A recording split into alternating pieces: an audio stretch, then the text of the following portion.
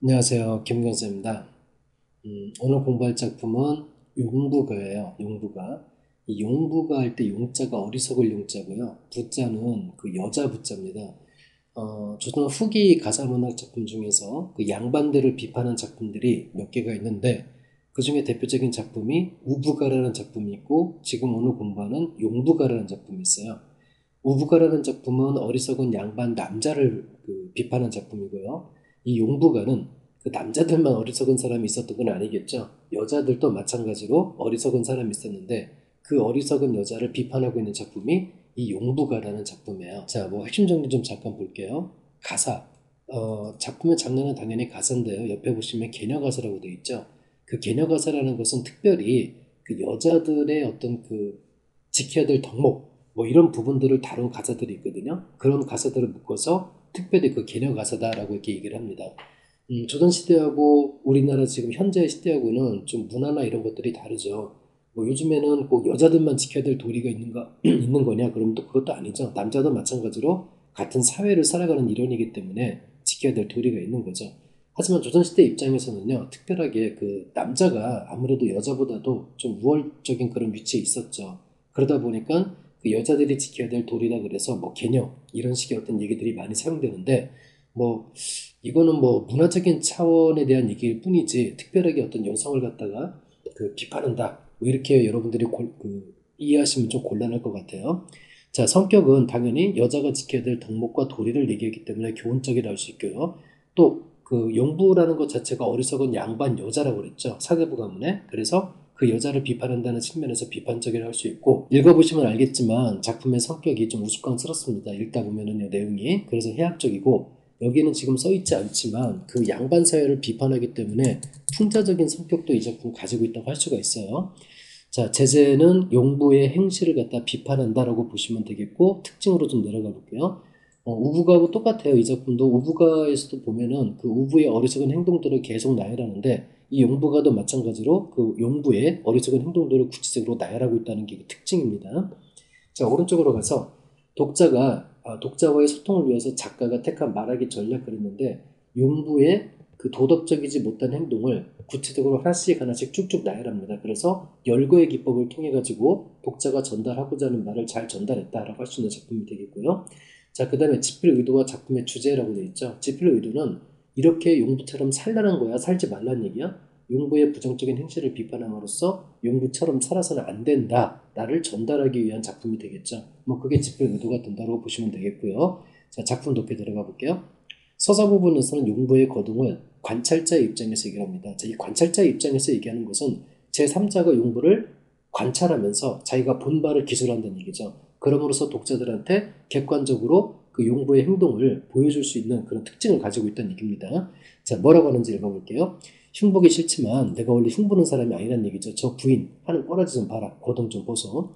시집간 지 석 달 만에 3개월 정도 돼가지고 시집살이 심하다고 너무 고대 해가지고 친정에 편지를 해가지고 시집 흉을 잡아낸답니다. 자, 그러면 용부의 그 거동이 어디에 드러난다는 얘기야? 용부가 시집에 보낸 편지글에 드러난다는 얘기죠. 그러면 그 다음 달락 본사 일부는 당연히 그 편지글의 내용이 인용되겠죠. 자, 편지글 뭐라고 되어 있나 볼게요. 자, 편지를 통해서 시집 식구를 모함하는 용부의 모습이 드러난다 그렇게 되어 있는데요. 개엄말사 시아버지 할 때 이 개엄말사는 고전 문학에 상당히 많이 나옵니다. 뜻 좀 알아두세요. 음흉하고 욕심이 많은 시아버지에다가 암상할사 시어머니, 시샘이 많다는 얘기야. 시어머니는요. 고자질 잘하는 남한테 이른다는 얘기죠. 시누이와 엄숙한 척하는 맞동서라, 무뚝뚝하고 말도 없는 맞동서라 그런 얘기죠. 또 유학한 아우동서에 요사고 간사스러운 아우동서에 이 동서라는 게 뭔지 아시죠? 만약에 여러분들이 지금 이 수업을 듣는 학생이 남학생이라면 그 남학생의 남동생이 있다고 한번 해봅시다. 그럼 그 남학생 지금 수업을 듣는 남학생의 남동생이 결혼을 하게 되면 다른 여자랑 결혼하겠죠.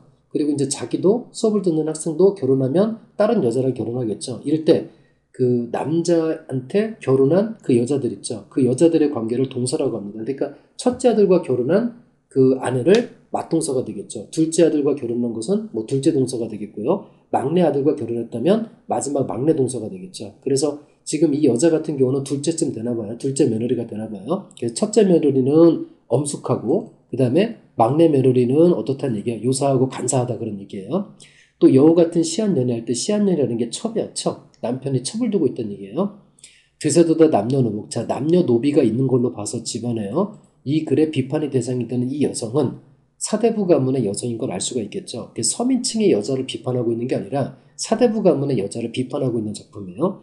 들매남의 흠잡기, 흠구덕에 남편을 믿었는데 십벌지목되었답니다. 이 십벌지목은 여러분 중요한 건데요. 원래 십벌지목이라는 게 밑에 써 있는 것처럼 10번 찍어 안 넘어가는 나무 없다는 뜻이거든요. 그러니까 처음에는 결혼했을 때 남편이 아휴 나는 너만 사랑해 당신만 사랑해 뭐 이렇게 해서 자기 편 들어주는 것처럼 보였는데 나중 되니까 시댁 식구들 뭐 시아버지 시어머니 해가지고 전부 다 한통속이 돼가지고 자기를 못 살게 군다는 얘기야. 그래서 십벌지목의 뜻은 표면적인 뜻은 10번 찍어 안 넘어가는 나무 없다는 뜻이지만 여기 문맥적으로 봤을 때는 남편도 한통속이 되어서 자기 자신을 괴롭힌다 그렇게 해석을 하셔야 됩니다. 여기저기 사설이고 구석구어 구석구석 모함이라는 얘기죠. 이게 편집글의 내용입니다. 자, 편집글 내용 한번 간단하게 정리를 좀 해볼까요? 자, 편집글 내용을 보시면 이게 지금 선생님이 그 인터넷에서 따온 건데요. 어리석은 여자 용부입니다. 용부. 이 용부가 시집살이 석 달 만에 시집 자기 친정집에 편지를 했는데 그 편지 내용을 보니까 이런 내용이다라고 관찰자가 즉 누가 화자가 이 용부의 그 편집글을 여러분들 전달하는 형식을 취하고 있어요. 자, 개엄한 시아버지 음흉하고 욕심 많다고 그랬죠. 암상하다 시기심 셈이 많은 시어머니에다가 고자질 잘하는 신우에다가 무뚝뚝한 맞동서에다가 요사스럽고 간사한 아우동서 여우 같은 남편의 첩 드센 남녀 하인들 그리고 남편도 처음에는 자기 편 들더니 십벌지목되었다 그래서 시댁 식구 한통속이 되어서 자기를 괴롭힌다고 누구한테 친정집에 이렇게 고자질을 한 내용이 편집글의 내용입니다. 자, 그 다음에 이제 넘어가 볼까요? 자, 그리고 이제 이런 편집만 보낸 게 아니라 시댁 생활을 하면서 온갖 악행을 저지르는 용부의 모습도 나열이 됩니다. 자, 한번 읽어볼게요. 아까도 얘기했지만 이 작품의 시상전개 방식의 특징은요. 이런 용부의 악행을 나열하면서 결국 독자들한테 이런 행동을 갖고 있는 용부의 모습을 보면서 너희들은 그런 행동을 하지 말아라. 이걸 얘기하고 싶은 작품이 용부가라고 그랬어요. 시집살이 못하겠다 그러면서 간수병도 기울고 간수병은요 잿물인데 이 잿물 먹으면 기도 식도가 타가지고 죽어버린 사람이에요. 그러니까 간수병을 기울였다는 얘기는 자살 시도를 했다는 얘기죠. 또 치마 쓰고 내닫기와 보침 싸고 도망치래. 치마 쓰고 내닫기 할 때 이 치마라는 게 뭐냐면 조선시대 사극 같은 거 보면 여자들 이렇게 머리에 이렇게 치마 같은 거 두르고 다니잖아요. 외출할 때. 그래서 치마 쓰고 내닫기라는 얘기는 집을 나가버렸다는 얘기죠. 보침 싸고 도망치래. 짐을 싸가지고 또 도망가려고도 했다는 얘기야. 그만큼 시댁에 같이 있으려고 하질 않는 거죠. 오락가락 못 견뎌 중들, 승이라는 게 중이죠. 중들이나 따라가 볼까라는 얘기인데 결국 시댁에서 도망가고자 하는 그런 그 용부의 모습을 구체적으로 나열한 거죠. 또 긴 장죽 벗이 되어서 들구경하여 볼까. 긴 장죽 대나무 지팡이 또는 뭐 담배 곤방대라고도 해석을 하는데요. 자, 이것과 벗이 되어서 들판 구경해볼까라는 얘기는 결국 무슨 얘기예요? 허송세월로 시간만 보내고 있는 그 용부의 모습을 표현하고 있는 거죠. 문복하게 소일이라. 문복한다는 얘기는 점치는 행위거든요. 여러분 춘향전 같은 작품 보면 그 춘향이가 감옥에 갇혀 있을 때 그 봉사가 지나가면서 뭐라고 하고 지나가냐면 문수하고 문복하고 이렇게 하고 지나갑니다. 그 말이 뭐냐면 점친다. 내가 점을 쳐줄 테니까 나를 좀 불러달라라고 그렇게 얘기하는 거거든요. 그래서 문복한다는 얘기는 점을 치는 행위인데 유교를 바탕에 두고 있는 사대부 집안에서는 그 푸닥거리를 한다든지 중을 불러가지고 뭐 독경을 한다든지 점치는 행위는요 유교 사상과 관련돼서 그 잘못된 행동이라고 그 비판을 받습니다. 그러니까 근데 이 집은 양반가의 집안이니까 사대부 집안이죠. 그 집안은 돌보지 않고 문복 점치고 있다는 얘기죠. 그걸 소일거리로 삼고 있다는 얘기예요. 겉으로는 근심 걱정하면서 속으로는 딴 생각하고 있다는 얘기고요. 이중적인 사람이 보통 이러죠. 친구들이 아픈데 거기 겉으로는 근심하면서 그래 너도 한번 연락이 아파봐라 하면서 이렇게 그렇게 얘기한다든지 이런 겉과 속이 다른 사람이라는 얘기고요.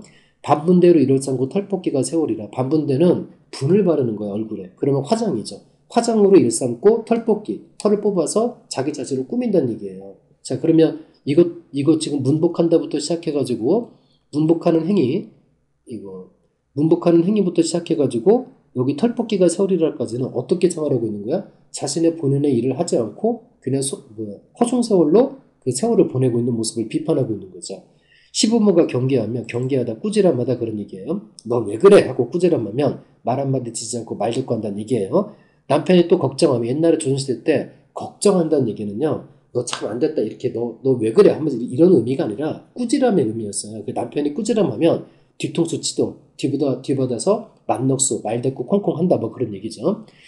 또 들고 나니 초롱꾼의 팔자나 고쳐볼까. 자, 다른 남자 초롱꾼은 다른 남자를 따라가서 에이 이거 못하겠으니까 다 몰라 하고 다른 남자 따라가가지고 팔자나 고쳐볼까 이런 생각을 하고 있고요. 양반 자랑 모두 하면서 색주가는 뭐 기생집이나 차려본다 그런 얘기죠. 기생집을 차려가지고 돈이나 벌어볼까 이런 그런 부정적인 생각을 하고 있는 게 용부의 악행의 모습을 나열한 겁니다. 자, 근데 이 본사 2-1번은 크게 세 가지 주제로 그 용부의 행동을 정리할 수가 있거든요. 첫 번째는 시집에서 벗어나려고 하는 그 시도인데 자살기도라든지 간수병 기울여가지고 치마 쓰고 보찜 싸고 도망가려고 했다든지 스님을 따라 집을 나갈 생각을 했다든지 이런 거는 시댁생활이 싫기 때문에 벗어나려는 그런 행위가 될 수가 있겠죠. 또 화성세월로만 세월을 보내는 것은 뭐 담뱃대로 벗을 삼아서 들구경할 궁리를 한다든지 문복하고 화장하고 몸치장만 하는 그 행위를 통해서 화성세월로만 보내는 용부의 모습을 확인할 수가 있고요. 또 세 번째로는 양반으로서 지켜야 될 도리가 있습니다. 그 도리를 지키지 않는 모습을 또 열거를 하는데요. 시부모나 남편이 꾸중하면 말대꾸 한다는 얘기죠. 또 초롱꾼과 재혼할 생각을 하고 있고 기생집을 차려가지고 술 장사를 할 생각을 하고 있다는 거 이런 부분들이 전부 다 부정적인 그런 모습이 되겠죠. 자, 그리고 이제 넘어가서요. 본사 2-2번입니다.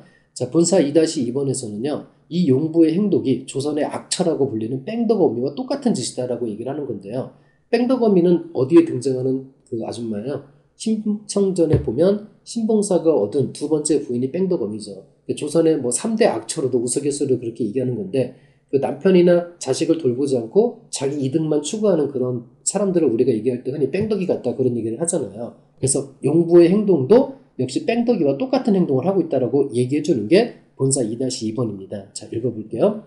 남문 밖에 살고 있는 뺑덕어미 천성이 저러한가 뺑덕어미의 천성을 타고나서 저러한지 배워서 뺑덕어미한테 배워서 그러한지 본데 없이 자라나서 여기저기 물음 맞춤하고 시비 건다 그런 얘기야. 싸움질로 세월이며 남의 말전주라는 것은 말을 이리저리 옮겨가지고 사람들한테 헷갈리게 만드는 거예요. 근데 우리가 보통 A라는 사람한테 말을 들었을 때 그 A의 사정을 B한테 옮길 때 사실 그대로만 옮기면 상관이 없을 텐데 꼭 얘기를 옮기다 보면 어떤 한 가지가 막 첨가가 되죠. 그러면서 그게 막 살이 붙어서 완전히 엄청난 뻥이 돼가지고 돌아오는 경우가 있죠. 그래서 남의 말을 이리저리 옮기고 들면은 음식 공론하고 집에 들어오면 야 음식이 왜 이 모양이야 그러면서 괜히 그 종들만 욕을 하고 막 그렇다는 얘기죠.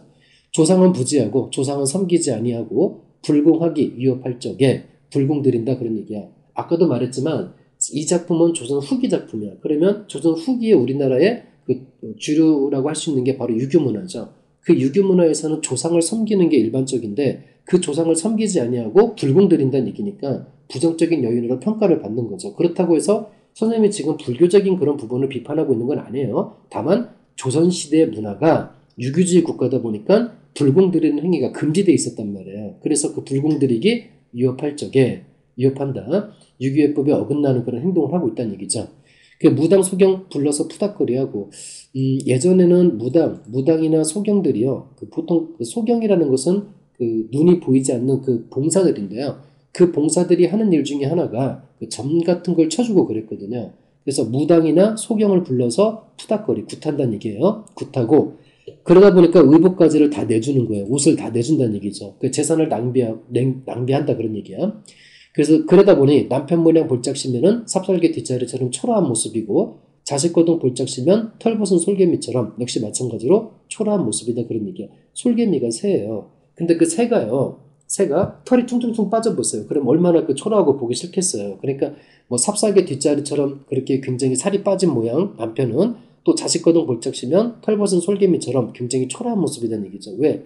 여자가 아내가 남편과 자식을 돌봐야 되는데 전혀 그걸 돌볼 생각을 하지 않고 이런 이상한 행동만 하고 있으니까 남편도 맛이 가고 자식도 맛이 가버렸다는 얘기죠.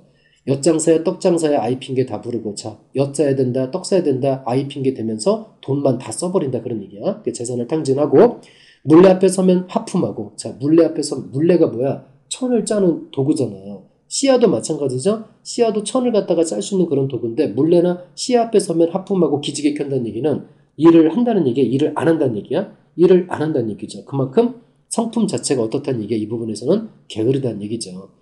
이 집 저 집 이간질과 음담패설 일삼고. 음담패설이 뭔지는 알죠? 그러니까 뭐 이상한 얘기, 야한 얘기만 해가지고 그냥 뭐 그렇다는 얘기죠.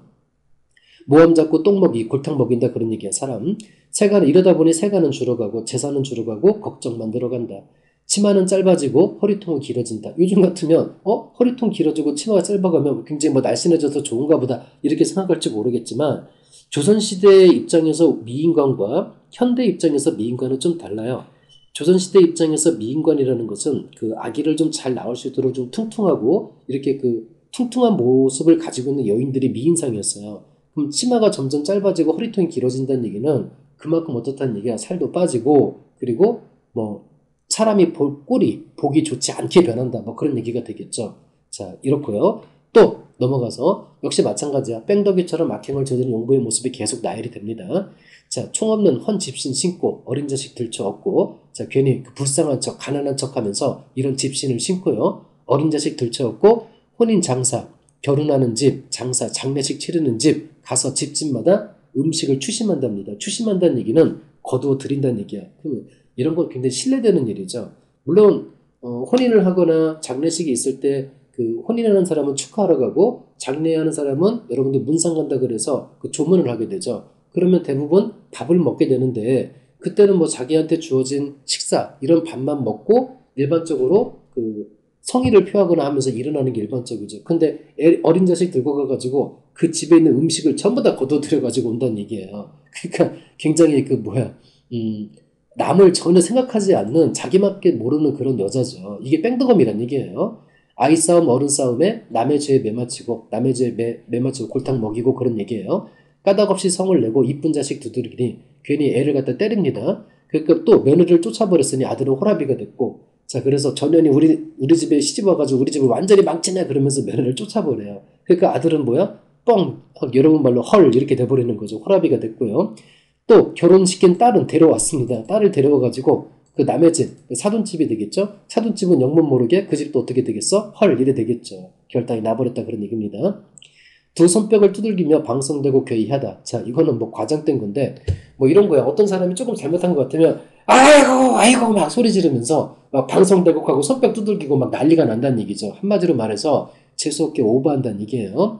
또 무슨 꼴에 생트집 잡고 머리 쌓고 아유 미치겠어 하면서 막 머리 쌓고 뒤집어 누워가지고 아이고 죽겠네 그러면서 여러분 텔레비전 같은 거 코미디 프로 같은 거 보면 이런 사람들 많이 나오죠. 괜히 오버하면서 그 남의 잘못이나 또 자기 자신의 어떤 그 억울함이랄까 뭐 이런 걸 어필하려고 하는 사람들인데 굉장히 보기 싫죠. 또 간부 달고 달아나기 관비정숙 몇 번인가. 간부는 그 여자가 다른 남자와 바람난 거예요. 그때 그 바람난 남자를 가리켜서 간부라고 합니다. 이 바람난 남자와 달아났다가 잡혀서 관비정숙이 된 게 몇 번이냐 이거죠. 관비정숙은 관가에 노예로 귀속된 적이 있었다. 그 죄값을 치르는 거죠. 요즘 같으면 뭐 간통죄다 그래가지고 이런 부분이 발생했을 때 물론 법원에 판결을 받게 되면 대부분 이렇게 뭐 노예로 팔려간다든지 징역형을 찬다든지 이런 경우는 거의 없습니다. 그런데 조선시대 같은 경우는 그 한 번 결혼한 여자가 다른 남자하고 바람이 났다거나 그러게 되면 상당히 그 엄격하게 처벌을 했어요. 그래서 관비정속이 된다는 얘기는 관가의 노비로 귀속된다 그런 얘기죠. 뭐 몇 년간 노비로 귀속된다든지 그 뺑덕어미가 이제 보면은 그런 성격의 여자였다는 얘기죠. 그래서 이런 뺑덕어미처럼 행동하고 있는 게 누구란 얘기야? 용부란 얘기예요. 자, 그래서 결사 보세요. 백성들에게 이제 올바른 행동하기를 당부하면서 마치게 되는데요. 무식한 창생들아, 무식한 백성들아, 여보 백성들아, 저 거동, 저 꼬라지 좀 보고 그런 일을 알았거든. 이게 잘못된지 알았으면 고쳐라는 얘기죠. 그래서 작품의 교훈적이고요, 비판적이고 그렇다는 얘기입니다. 옳은 말을 들었거든 행하기를 힘써 하라 이렇게 하면서 작품을 마치게 됩니다. 자, 그래서 용부가를 마치게 됩니다. 자, 용부가도 우부가인데 이 용부가는요 여러분들이 꼭 같이 공부할 작품이 우부가예요. 그래서 우부가와 용부가는 같이 짝을 이루어서 그 많이 얘기가 되는 작품이니까 같이 여러분들이 좀 학습을 좀 해두세요. 고생하셨습니다.